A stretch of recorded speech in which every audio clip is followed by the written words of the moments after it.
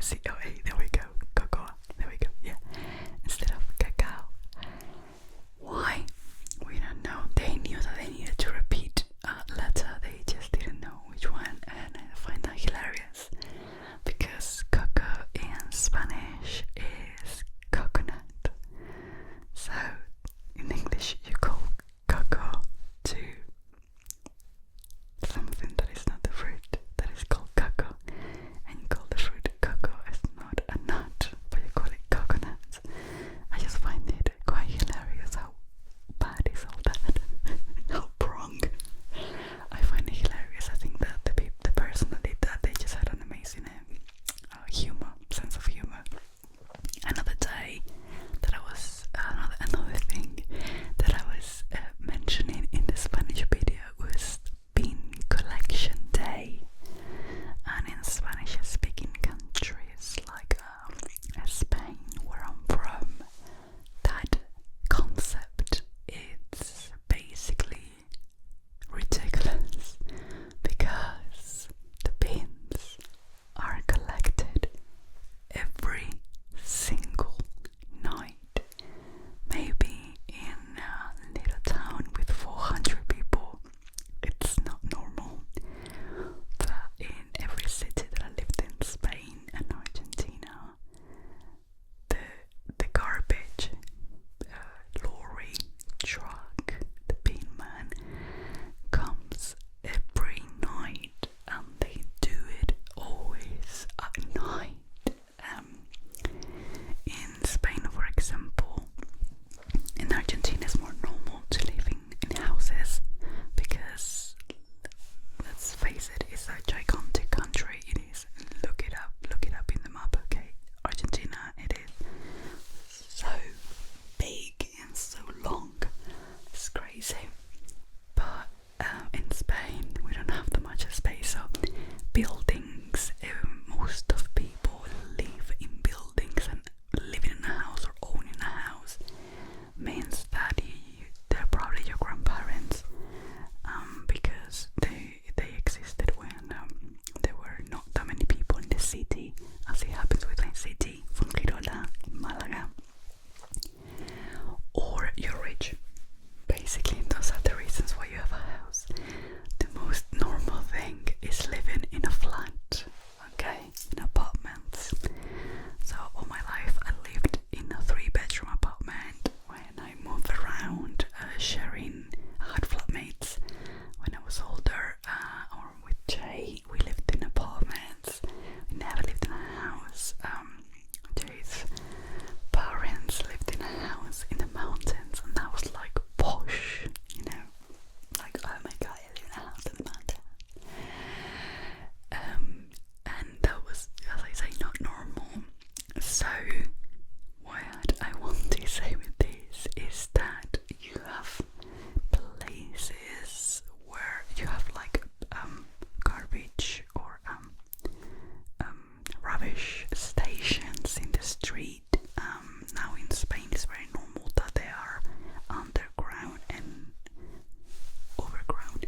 On the ground you have just like a door, and you drop it, and the big bin is underground, and they have like a lock, so the bin man comes as a lock, and that thing lifts up from the ground, which I thought was the most amazing thing, because when I was little they used to be just these huge bins that I've seen in many I've seen in student accommodations in England, and in Brighton they have them in the street, and I was like, yes, oh my god, they exist in England. Because for me it's crazy that you have to call someone from the city council and pay to get your furniture or old what we call them, white how you call them, like appliances from the kitchen, to be collected when they're old or broken.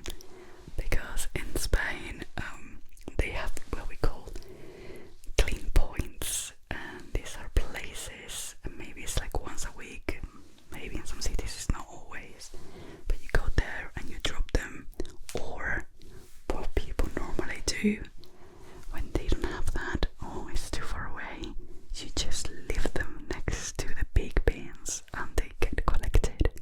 You can be nice and cold and say, hey, I'm gonna leave this here in this bin in this street, and they tell you, please can you leave it after 8 p.m.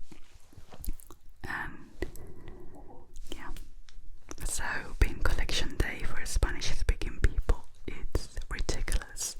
I suppose in England it's normal, but in the States it's some also like that, but I'm pretty sure it's not like that in places like New York City, for example, because there's too many people. You can only be collected once a day, right? It's also because they tend to be warm countries, or obviously any other country is warmer than England, especially the Spanish speaking ones. So obviously having the beans out for a week, or having even your beans in your house for a week, that will be disgusting and so unhealthy that obviously it cannot be done, basically. So yeah, that's a thing. Sorry for that, it took longer than I expected. Then I wanted to tell you things about Christmas that maybe you did not know. For example, the tradition of hanging a wreath dates back, the wreath of Christmas. I have one here. Oh, it's too far away. On the door, the wreath. Am I saying that right? And I love them, and I love that tradition. I always wanted to do that because I always saw that in films, and now I do it all the time. The tradition of hanging a wreath dates back to ancient Greek and Roman times, long before Christmas was even a thing. At this time, a wreath was hung on a door as a symbol of victory and power. In fact, over 1,000 years then passed before wreaths came to be associated with Christmas. Then they got associated with Christmas because this is something I also said in the Spanish video. When you create a new religion, what do you want? You want followers. It's like when you open your Instagram account. I love this metaphor, it's amazing. It's so accurate. So, what do you do to get followers for your new religion? Especially if it's illegal to create new religions. It's easier for people to accept a new religion if they have things in common with their previous religion. For example, something that every human loves is festivities, the time to celebrate whatever. We all love it. It is innate in humans. So obviously it was easier if you were like, oh wait, you know how you love to celebrate Saturnalia in December? Because yes, Saturnalia is a Roman festivity that it was celebrated in by the Romans in December. It was many days. It was like 12 days, maybe like the 12th night. Maybe the 12th night has something from that.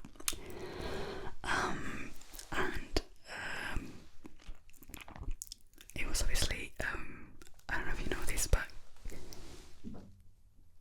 Christmas was outlawed even by the Christians for a very long time, because Christmas is never mentioned in the scriptures. That's why Jewish people don't celebrate Christmas, because it's not in the scriptures. As I know, the Jewish religion does not accept Jesus as the Son of God. For them, it's just another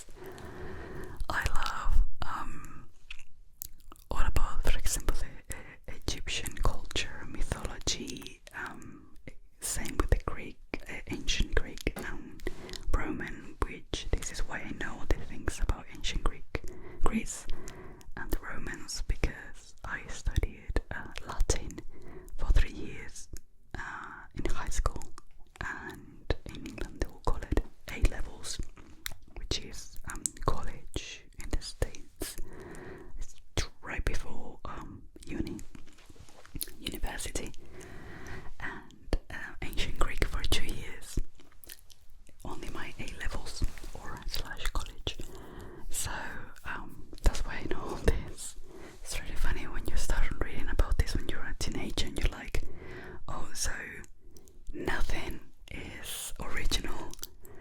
Everything is reused and recycled. For me, it's fascinating. I find it fascinating. So, for example, I know this thing about Asian Greece that I love. It was at the end of the year when they had this big celebration. They would do have this theatre plays to honor the gods, and there will be the famous Greek tragedies because they will suffer. My teacher will be so proud. They will suffer with the pain of the protagonist, of the characters in the play, and they thought that this suffering was cleansing their souls, and they will start the new year with a clean soul, with a clean, it's going like people that go to church and confess. That's how they would cleanse themselves. Isn't that fascinating? And that is what it used to be called, and now that's what we use this word in modern times. That was called catharsis. Catharsis. I love that word. So we also have there we go, yeah. Pagan holiday of Saturnalia, blah blah blah blah blah. I just have some notes so I don't forget things, because I tend to forget things. You guys, English-speaking countries don't celebrate the Three Wise Men. In Spain, that's such a big thing. The 6th of January, such a big thing. I think Jay's mom, because she's English, but she lived in Spain for 30 years, she calls it Three Kings. She calls it Three Kings. Three Kings, something like that. She doesn't say Three Wise Men, but it is Three Wise Men in English, right? And actually, in Spain, it's not a Spanish tradition or a Catholic tradition even to give gifts on Christmas Day. Santa Claus and all that thing, that's Anglo-Saxon, that's not a Catholic tradition. So in Spain they give the gifts, Christmas gifts, on the Epiphany. It will be in English the Epiphany, on Three Wise Men Day, los Reyes Magos, or called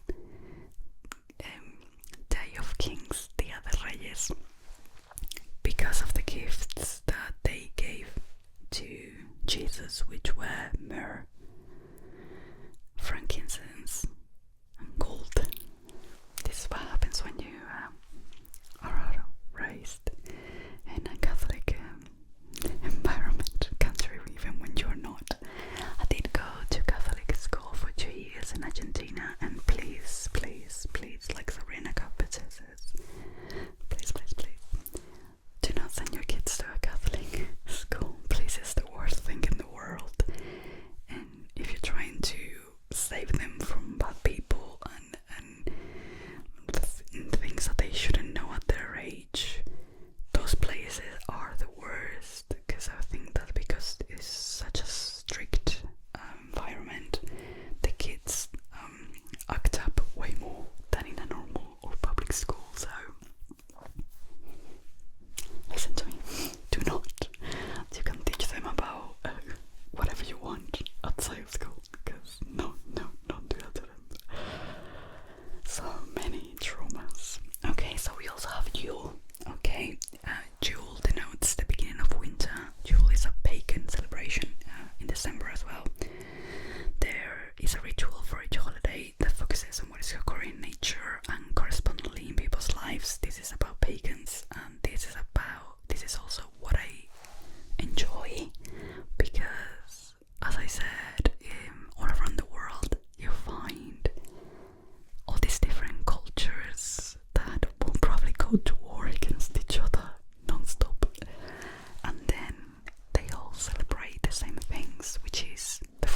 seasons.